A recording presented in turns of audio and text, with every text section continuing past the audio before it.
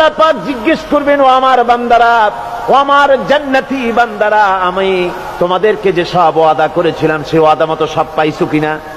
আমি ওয়াদা করেছিলাম আমার জন্য রাত জেগে যদি তাহাজ্জুদের নামাজ পড়ো, নামাজ রোজা হজ যাকাত যদি করো, আমার দিন কায়েমের জন্য যদি আন্দোলন করো, রক্ত যাও, আমার জন্য যদি কষ্ট করো, শহীদ হও, তাহলে আমি তোমাদেরকে জান্নাত দেব। যত ওয়াদা করছিলাম তা পেয়েছো কিনা?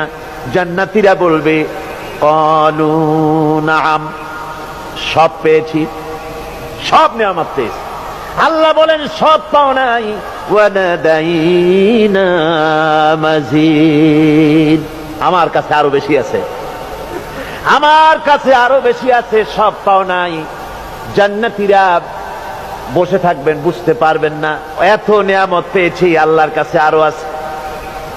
আল্লাহর নবী তখন মুখ খুলবেন, নবীজি বলবেন রব্বুল আলামিন, জান্নাতীরা বলতে সাহস পেতেছে না, সব পেয়েছি ঠিকই, কিন্তু যার জন্য গভীর রাতের আরামের ঘুমকে হারাম করে তাহাজ্জুদের নামাজ পড়েছে, যার জন্য স্ত্রী পুত্র পরিজনের মায়া পরিত্যাগ করে জিহাদের ময়দানে শহীদ হয়েছে, যার জন্য জেল খাটলো, জরিমানা দিল, যার জন্য নির্যাতিত হলো, সে আল্লাহ রব্বুল আলামিনকে তারা এখনো দেখে নাই।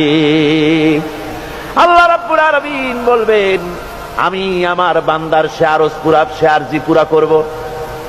আল্লাহ রব্বুল আলামিন তার সামনের থেকে সমস্ত নূরের পর্দাগুলি সরে যাবে, রব্বুল আলামিন তার বান্দার দিকে, বান্দার সামনে জালুয়া আফরোজ হবেন।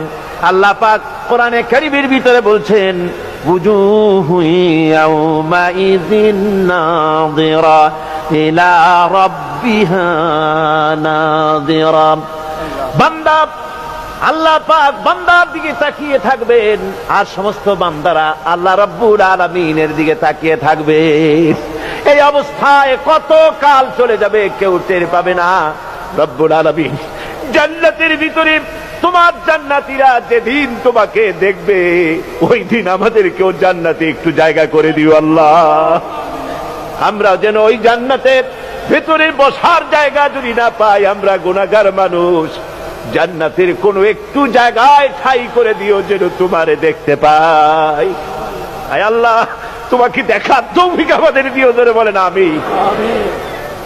হযরতে মাহবুবে রব্বানী কুতুবে সুবহানী শেখ মহিউদ্দিন আব্দুল কাদের জিলানী রাহমাতুল্লাহ আলাইহি, তিনি বলেছেন, মুনাজাত করতে গিয়ে আবেগে বলেছেন, রব্বুল আলামিন, আমি যদি, তুমি যদি দয়া করে আমাকে জান্নাত দাও, আর তোমাকে যদি আমি না পাই, তুমি যদি আমার সঙ্গে দেখা না করো, আমারে যদি কথা না বলো, তাহলে এই জান্নাত আমার কোনো লাভ নাই।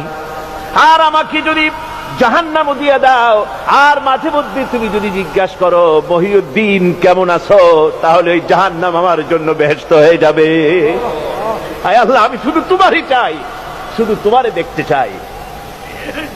আল্লাহ রাব্বুল আলামিনকে যেন আমরা দেখতে পারি, আল্লাহর সঙ্গে যেন দেখা করতে পারি।